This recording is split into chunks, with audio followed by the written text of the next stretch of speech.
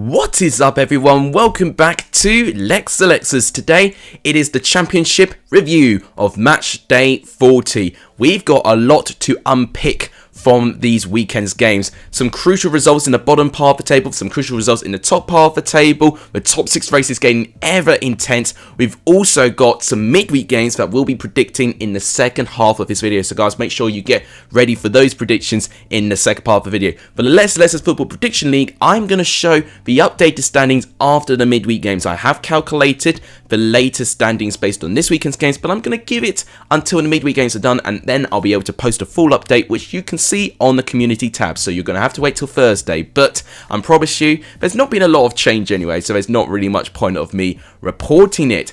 If you guys like what you see, please give the video a like, it does tremendously help the channel. Please hit that subscribe button if you've not done so, it does really help the growth of this channel. And please share this channel to as many people as you can, all of that really helps. But without any further ado, let's start going through what happened in this weekend's championship games.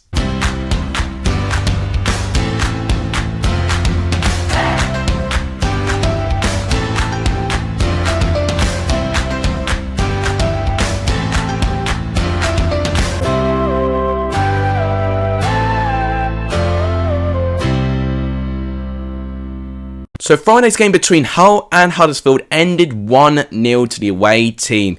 This, I think, is one of Huddersfield's most crucial wins of the season. And what this shows me is that they've still got the momentum and they've still got the determination to get into that top 6. If you saw my video with Ben that I did, last week, I talked about teams that could finish in the top 6 at the end of the season, and I didn't back Huddersfield. And a big reason for that, despite having many, games played more and actually being a couple of points ahead, I just think their momentum dipped at the wrong time. But the international break, I think, has saved them. It's allowed them to regroup, to reanalyze what they've been doing wrong in their last 2 games when they've lost 2 games in a row.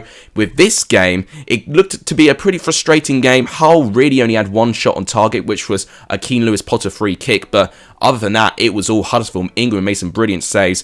Eventually, in the 79th minute, Harry Toffolo opens the scoring after tapping in a rebound that Ingram made a save from the Tom Lee's header. That made it 1-0 to Huddersfield. This is crucial. They're now up to 3rd, playing 40 games more, and I think 3 more wins, I think we'll see Huddersfield getting into the top 6. I think you need at least 75 to get into the top 6 this year. This was similar an amount of points you needed to get in the top 6 last year, and I don't think that's going to change this year. I think it's going to be ultra competitive. As with Hull, I think they're a little bit on the beach now. They've not got much to play for, unfortunately. What a statement win this is for Nottingham Forest to beat Blackpool by 4-1.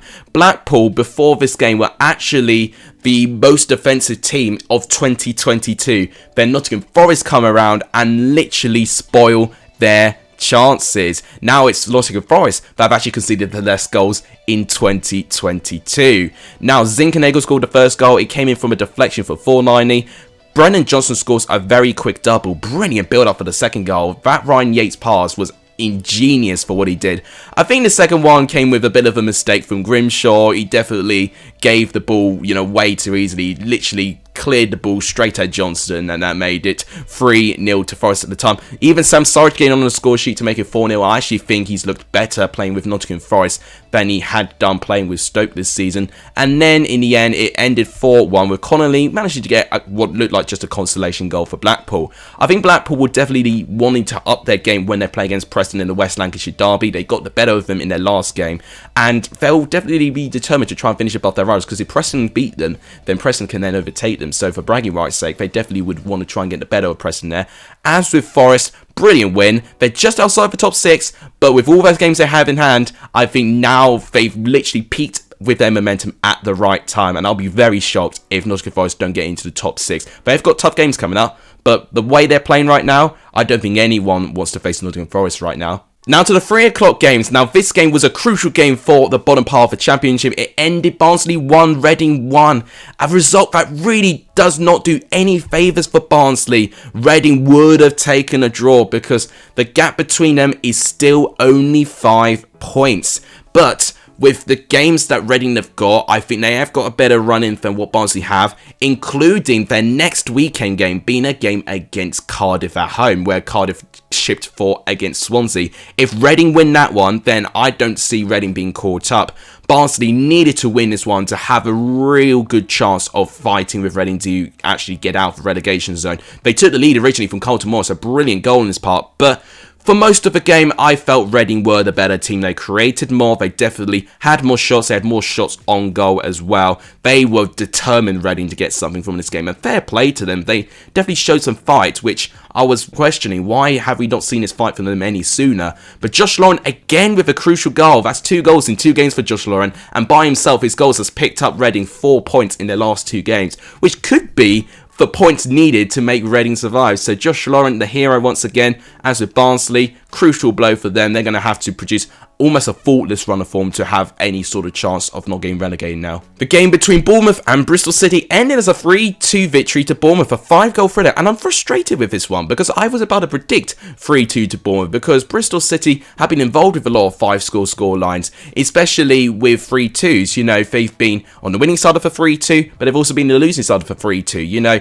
Bristol City can score on their day, but they simply ship too many goals, and that is exactly what we saw in this game. They even took the lead from Rob Atkinson, poor defending from the corner from Bournemouth there, but Solanke manages to get a goal just before half-time, the 40th minute, to make it 1-1. Lewis Cook with a fantastic goal from just outside the box to make it 2-1, and Siriki Dembele makes it 3-1. Brilliant work on his part, and I actually felt he felt relieved to score that goal as well. I think a lot was expected of him, but he does a really good goal. I really like the celebration. And then Andre Weidman makes things interesting to make it 3-2. The big moment in that game is when Chris Martin was practically one-on-one, and had he shot away from Travers, it would have been, I think the scoreline would have been 2-2, and it would have been a really different game.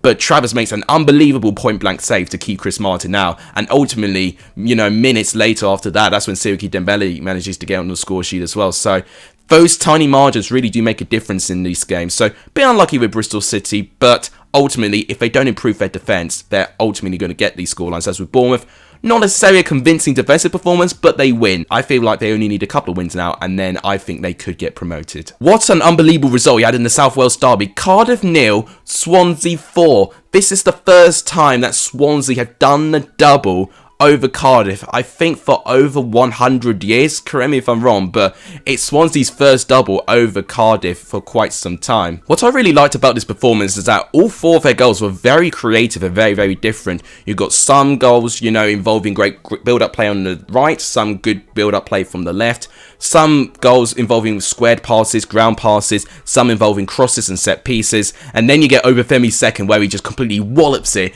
in the top corner. So, unbelievable performance by Swansea. They'll definitely have the bragging rights over Cardiff this year, and it does extend their lead over Cardiff in the table as well. So, it's looking very likely that those 2 clubs have got their rivalry sorted now. As for Cardiff, a defeat out of nowhere, which was very, very surprising because Cardiff under Steve Morrison looked like that they were really improving their form. They won 3 out of their last 4 going into this game, and now all of a sudden, now they look like that they've got to try and go back to basics now. So hopefully this is not the start of a decline again for Cardiff. What an unbelievable game we saw the Rico again. I mean, Coventry never disappoint us with late drama, and this is another example of that. They score a 99th minute equalising goal to make it Coventry 2, Blackburn 2. This reminds me of their equaliser against Preston, but a 2-2 draw is much better than a 1-1 draw for me. And I got to tell you what, it was a great game. Pickering scored an own goal for Coventry at the start of the game. Unlucky because he tried to tackle, I think it was Callum O'Hare at the box, but his tackle manages to get into the net.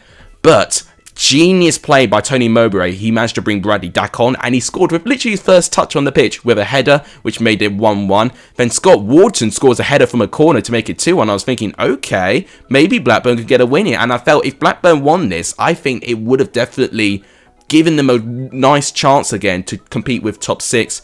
But that equaliser from Guy Alcaraz, where Blackburn just simply time wasted, which is why they had so much stoppage time. Even when you're winning by only 1 goal, you can't just try and manage it by time wasting, otherwise you'll inevitably get punished. And I think that draw could really be the start of Blackburn's decline, unfortunately. So I really, really hope that Blackburn can recover. They have got Ben Brereton back in the squad, and he was playing for most of his games. So hopefully he can maybe lift them up and reignite their momentum. It was a Great performance actually away from home. Their best away performance for quite some time, to be honest. But Coventry doing what Coventry do, late drama, and I absolutely love it. Coventry having a brilliant season and literally a breath of fresh air to watch. Another unbelievable game was between Derby and Preston. It ended 1-0 to Derby, but 2 red cards and over 34 shots in the whole entire game.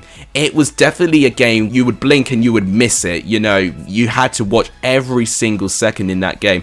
Now, the red card decisions, I think Liam Lindsay's one was a red card. He denied Tom Lawrence a goal scoring opportunity, so it was a straight red card. I think that's 2 red cards in 2 games for Lindsay as well, which is not great.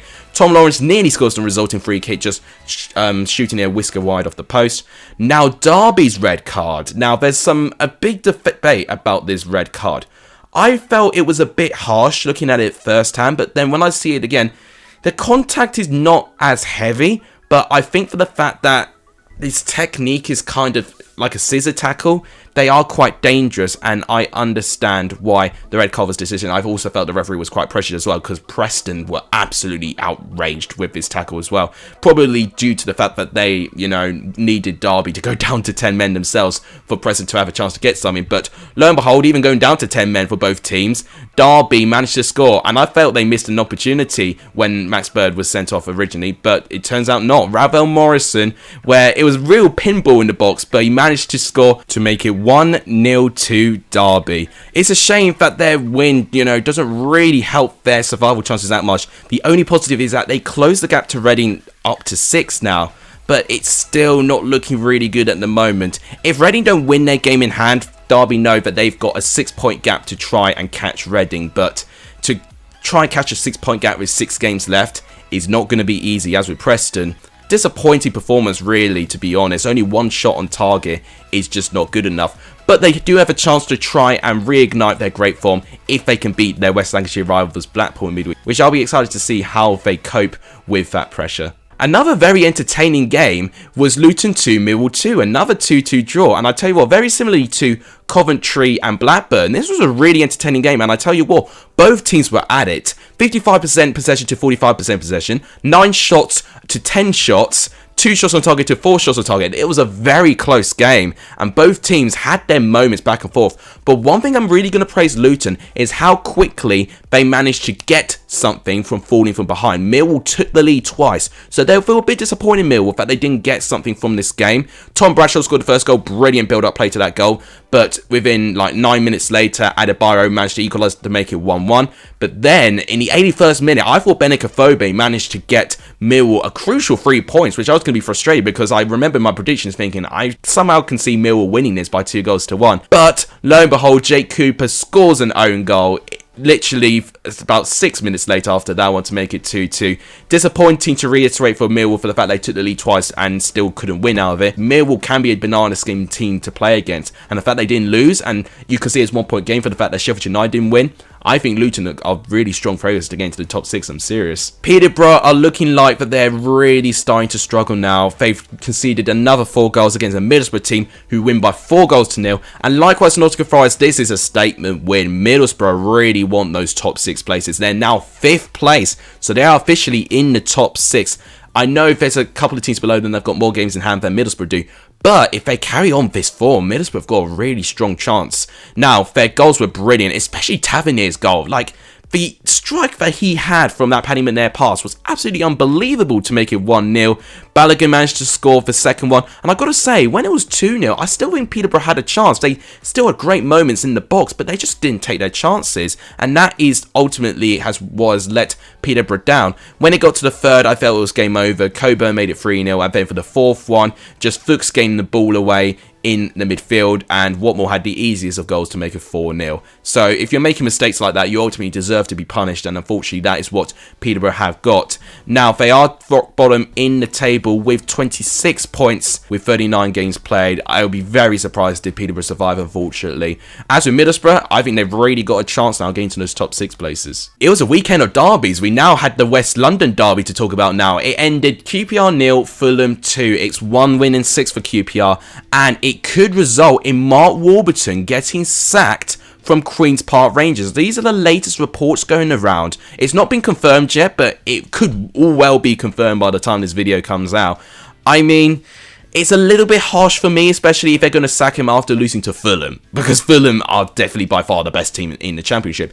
If they were thinking of moving Warburton on, you know, why wouldn't you have sacked him after that 3-1 defeat to Peterborough? That's what I was, you know, thinking. But regardless, they've fallen down to 9th, unfortunately, and their season has just really taken, you know, a really sharp decline. They looked like the favourites actually to gain 3rd place, you know, being the best of the rest and not getting automatically promoted. But injuries has not helped. I don't think their transfer window was very good either. Hendrick and Sanderson don't think have really helped the squad. If anything, I think both have hindered the squad as well. They've had to get up to 2 emergency goalkeepers in, so I do feel for QPR a little bit. And the 2 goals from Mitrovic, I mean, they were nothing really special. One of them was a penalty as well to make it 2-0 to Fulham. And Mitrovic, what a season he's having. 36 goals is absolutely outrageous for a striker to have that many goals. And Fulham are now officially on 80 points. I think Fulham need to pick up, I think, 7 more points, and I think Fulham will go up in my opinion. The game between Stoke and Sheffield United ended in a Stoke 1-0 win. It's 2 clean sheets in a row for Stoke City, and it's 2 really good wins as well against the likes of Millwall and then against Sheffield United. And I'm a bit upset with Stoke because had they shown his form, you know, a bit later on, Stoke could have really entered the conversation in the top 6. But Sheffield United, this was definitely a lackluster performance to only have 1 shot on target. You know, it wasn't great. And in fact, only Stoke only had 1 shot on target either. So it really wasn't a good game to watch. I don't think both goalkeepers were really tested either. The 1 goal that did happen was a very, you know, lucky deflection from John Egan to get into the net to make it 1-0. But hence, it is a deflection and it did go to the net, and all the goals count in the Championship these days. It doesn't matter about the quality of the goals. What matters is if you pick up the win, and that's exactly what Stoke did. And Stoke, if they carry on this form, they could definitely have a bit of pride. I think Stoke know that that squad shouldn't be in the position where they are, so they definitely want to try and salvage something this season, which I think is really good mentality to have. With Sheffield United, if they've fallen down to 8th, and if they're not careful, they'll start actually losing out in the top 6. And I predicted Sheffield United not to finish in the top 6 in my updated predictions. Maybe I'm onto something. Final game to talk about is Birmingham 1, West Brom 0. The less said about this game, the better. It was one of the worst games I've seen this season. But we do have 1 goal to talk about, which was a penalty from Lyle Taylor. It was Connor Townsend who conceded the penalty with a handball in the box. Bit of controversy though, because West Brom had an appeal for penalty as well, with Mark Roberts supposedly handing it in the box as well, but nothing was given. But it was such a lackluster performance. Lyle Taylor walks up to the spot and scores to make it 1-0 like he does. And fair play to Birmingham. It's their first win in 5 games, and that puts them all the way up to 18th place. Now for West Brom, they're really stuck in a mid-table position, and it ends their 4-game unbeaten streak. And they need to play like how Stoke are playing. Play with some pride. West Brom definitely shouldn't be down in this position, but it really disappoints me that the players are feeling a bit sorry for themselves and they're not performing with any sort of pride and determination for the fans. Give the fans something to feel excited about next year, but so far it's very much doom and gloom, and if they carry on for longer, West Brom will be staying down in this division, which would definitely be very bad for them financially. So that wraps up for my review. This is what the Championship table looks like after this weekend's games. Fulham and Bournemouth still in the top 2, a 6-point gap for Bournemouth between them and Huddersfield. Huddersfield are now up to 3rd with Luton 4th, Middlesbrough in the top 6 with Blackburn holding on for dear, but Nottingham Forest and Sheffield United still quite close. I know you would say QPR will still be with a chance as well. Then for the teams in danger, Reading now have a 5-point gap still to Barnsley, but Derby are the only team who've made a bit of progress, closing that gap between them and Reading by 6 points. Peterborough occupy rock bottom. So guys, for the final part of this video, I'm going to start predicting the 8 midweek games. So guys, make sure you predict those games in the comments down below as well. Millwall and Swansea is a very interesting game. Both scored plenty of goals in the weekend, but something tells me that they're going to use all their goals in last weekend and then they're going to not have their shooting boots on in midweek. I'm actually going to say a 0-0 draw, and it wouldn't surprise me. Swansea and Millwall have been involved with a lot of 0-0 draws, and actually I think the reverse fixture was a 0-0 draw as well. Peterborough and Luton. I think Luton will definitely win this game. I just don't see Peterborough having enough within them. I think their performances has only slightly improved, but I just still don't think it's good enough for the league, unfortunately. I'm going to say 3-0 to Luton Town. Preston Blackpool is the big game. Who do I back here? So Preston will be out without Liam Lindsay. Blackpool, you know, both teams have actually gone with a really bad defeat. Will Blackpool still get a confidence back after conceding 4 against Forest? I'm going to give an edge to Preston, you know. I think the home crowd could give them a difference, and that's sometimes what you need in a derby. I'm going to go for 2-1 Preston. Sheffield United QPR, I think I'm going to go for 2-1 Sheffield United. I'm a bit more confident about their form at the moment. Reading Stoke. This is a really tough game to predict. I'm going to go for a 1-1 draw. I've been moderately impressed with both these teams, so I think they'll cancel each other out. Middlesbrough and Fulham. I'm actually going to edge Middlesbrough for a 1-0. I actually think they'll be playing for a clean sheet, and I think Middlesbrough will find one chance and take it. You know, Fulham have been involved with a couple of shock defeats, and I think Middlesbrough, being determined to get into the top 6, they'll know that this game in hand could definitely be make or break in their season, and they can't afford to lose it. So I'll say 1-0 Middlesbrough. Forest and Coventry. God, that's really close as well. I'm going to edge Nottingham Forest for a 3-1 victory. But I do think Coventry will definitely give something about themselves. And finally, West Brom Bournemouth. Now, West Brom did beat Fulham recently at the Hawthorns by 1-0. Do I think it'll be like that? I think not quite, but I do think Bournemouth will definitely drop points. I think they have a tendency to drop points, and I think West Brom's a bit of a banana skin team, especially at home. I'm going to go for a 1-1 draw. Let me know, guys, what you think about these predictions, and let me know of your predictions in the comments down below. But, guys, I'll wrap it up for today's video. If you guys enjoyed it, please give the video a like. It does tremendously help the channel. Let's aim for 15 likes. I'll be terrifically appreciated. Please subscribe to the channel. It does really help, and please share this channel to as many people as you can. All of that really helps the growth of this channel. But that'll wrap it up. Thank you guys so much for watching. You guys are legendary if you saw the end of this video. And as always, I'll see you guys soon. Take care, everyone.